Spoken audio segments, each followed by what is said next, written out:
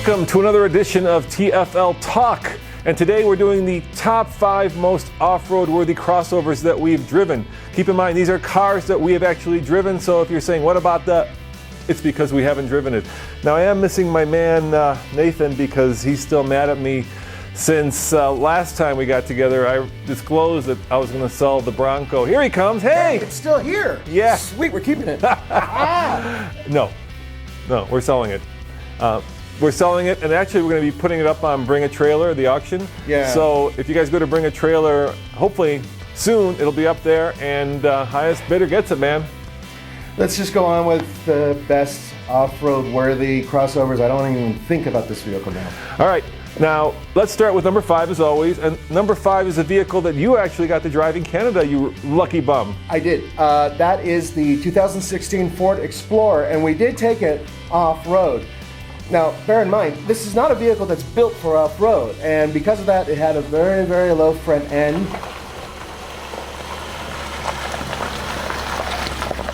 And it did scrape from time to time. However, the all-wheel drive system was really good, and we never ever lost traction, even on wet, slippery rocks. The magic of electronics, right? All the new systems now have, at least a lot of the new systems have the selectable or pushable terrain management system. And that works really well, but the problem is if you don't have the departure angle, the approach angle, the ground clearance, the tires. Yeah, and that's the case for most of the vehicles we're going to be talking about. However, I will say once again, in terms of wet traction, really, really good. In terms of hardcore off-roading, well, not so much. Now, number 4 is a vehicle that I got to test up Goldmine Hill, which is our test for crossovers, basically, and it's the RDX, the new Acura RDX, and me and Emmy had a chance, to take it off-road, and it made it up to the top of the gold mine, but didn't go to that extra hard part where it gets really dicey. Yeah, once again, it's a victim of low ground clearance in the front end, and it's still a very good vehicle for difficult terrain.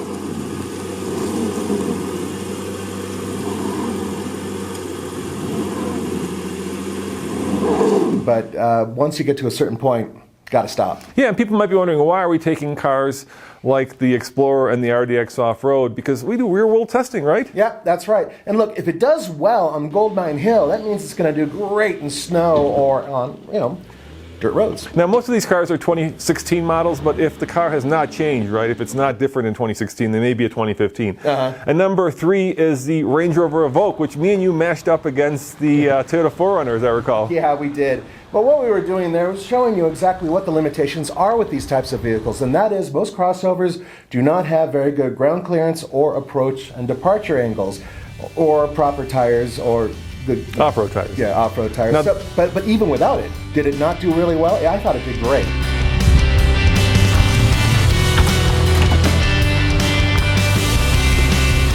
Now that was a car where the all-wheel drive system is better than, or more capable than most owners will want to take their car, right? Because we could have kept going, but we would have damaged the car. Yeah, and actually there was some scrapes and bruises that it got doing what we did, which was considered mid-level. But the thing is strong, and it is able to go off-road. I just wish it goes a little bit higher with better tires. Yeah, and the tricky thing about taking these kind of crossovers off-road is that it goes quickly from being an easy off-road trail to being trail damage, right? It's like in a split of an eye. It just goes boom. Boom. And then you have a problem. And look, one of the things we're trying not to do anymore is when you see a vehicle with a wheel lifted in the air, that means that it's not touching the ground anymore. And that's actually really bad when it comes to off-roading. So we're not showing that quite as often because that's just a device. And in our case, we don't want to do that. We want to show you how good it can go off-road. All right, the number 2 vehicle I got to take off-road as well, and it's one of those new age crossovers, the Mercedes-Benz GLA 250, and I'll tell you, I was really impressed by that car. It had all these off-road buttons, and I thought, this is silly. It's just like a raised, it's like a juke that's taken to the German extreme, but it was really good off-road. Yeah, I remember seeing that video being edited, and I kept looking, thinking, oh my God, he's going to break it. He's going to break it? No, he didn't break it. So it did really well. Yeah, and once again, it was because that one had actually a combination of good ground clearance because they raised it, and it had the electronics to actually go up Goldmine Hill and do it with style. So I was really surprised at how off-road worthy that vehicle would be. And the problem is, it's such a nice vehicle that you feel bad on a serious trail. Yeah, maybe not in Bavaria, but here it's kind of scary. But speaking of surprises, here's our number one pick, and you're not going to believe it. I didn't believe it. The 2016 Honda Pilot.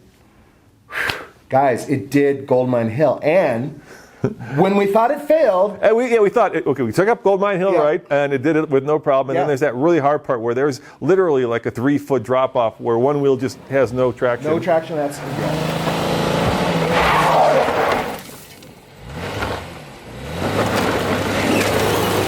And the car wouldn't go up it, Yep. right? And then we stopped rolling, and I said, hey, Nathan, let's just try it one more time. Yeah, and we figured we'd get some wheel spin and show it trying to get up there, and all of a sudden I just kept my foot in it, and it kept going and going and going, and finally it dawned on me, this is going to make it. Now keep in mind, Only the second vehicle to make it up that only part. the second vehicle we've tested. Now, sure, the Renegade could do it, I think. Yeah, for and, sure. Other vehicles that are really built for off-road, but in Forerunner. terms of Forerunner, absolutely. But this is a crossover, and it's based loosely on minivan technology, and it made it, and it did it with street tires. I was really impressed. And I think that's because, once again, it had that off-road management system where you select what kind of terrain you're on, and then the computer says, oh, this wheel doesn't have traction, so let's put it back to this wheel. And I've always kind of been hard on those new age terrain management systems because I've always said there's no substitute for ground clearance, for departure approach angles, for right tires, but dude, I may be wrong. Yeah, and the electronics worked. And there's one more thing that's really important. We took another vehicle up there about a year ago, and that was also a Honda Pilot, and it didn't make it at all. It did. Well, it made it, but it was absolutely struggling. It was a very unhappy vehicle. So Honda has taken a vehicle that didn't do very well and converted it into a vehicle that has done beautifully. Now, you may be wondering why there's a brand new Volvo over Nathan's left shoulder, and it's because we're going to be taking that off-road next up the Goldmine Hill test. And seriously, guys, this is probably one of the nicest interiors I've seen on any vehicle currently built. I swear to God, look at the interior. It's incredible. And we're going to get it dirty. We're going to get it dirty. Well, thanks for watching. Once again, this has been another TFL Top 5, but there's something very special happening next week. And Nathan, why don't you tell them about it, because you're going to be heading this up. That's right. Woohoo! The LA Auto Show's coming up, baby. And that is going to be conquered by TFL and a big crew. I get to go with Andre, and we're bringing lots of camera people, and we're going to be hitting it online. We are going to have full coverage of the entire show, and there'll be some special tidbits from special events as well. So we're going to be pulling out all the stops. So we're going to have stuff on our YouTube channel, stuff on our website, tflcar.com, tfltruck.com. Yep. Stuff on our Facebook page, Facebook/TFLCar, Instagramming it, tweeting it. So whatever social media you guys are into, hopefully we'll be there. And we make you a promise, and we take this very seriously, Nathan. You know what that promise is? You saw it first. On the Fast Lane Car. And you will see it first because of this man's hard work. So be sure to come back next week when we cover the LA Auto Show wall to wall, and I'll be actually here minding the store, just writing stories while you're out there, getting the new stuff. And why don't we give them some hints of the new stuff that's coming? Do you recall? Yeah, it's a new Honda, right? There is a new Honda, and it's a coupe. It's a coupe. That's what I hear. That's right. And there's a new Fiat, and I hear that's a convertible. Yeah, it's similar to a Miata, I believe. Yes, similar. And an Alfa Romeo, I hear. There may be an Alfa Romeo. Mm-hmm. I heard there may be a Mercedes SL. Yes, possibly the new SL. Yeah. And let's see what's Oh, yeah. And there are rumors of some very, very interesting vehicles coming in from truck makers. So there might be a truck debut as well. And that is all coming up next week. As always, this is Roman. And Nathan. Saying thanks for watching, and check out tflcar.com for more news, views, and real-world reviews. And remember, you saw it first on the Fast Lane Car. See you next time. Ciao. Bye. Oh, and check out bringatrailer.com if you're interested in the classic Bronco behind me. Oh, he's going again. Nathan, Project Porsche's coming up.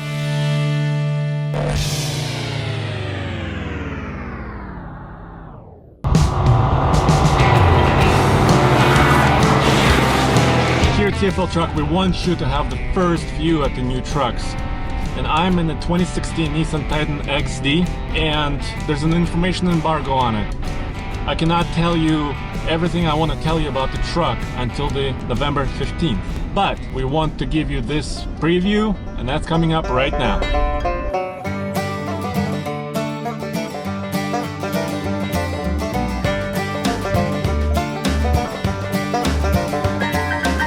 Under the hood, we have a 5-liter Cummins V8 turbo diesel. With 310 horsepower and 555 pound-feet of torque, the torque comes in at 1600 RPM. It's backed up by a 6-speed Aisin automatic transmission, and of course there's a 4x4 with low range and a rear differential lock. So I'm gonna try to go up this very steep hill in this diesel 5-liter. I'm seeing sky only sky.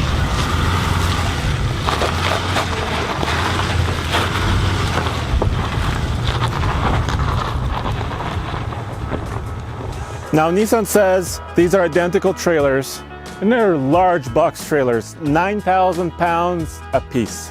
I see there's a semi-truck, slow truck on the side, so this is definitely a pretty good grade. Yeah, it's 6%.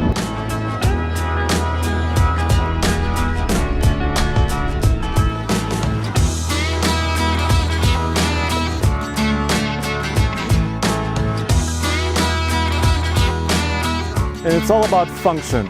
It's really well laid out, large switches and knobs. You can operate them with gloves for the working guy or gal.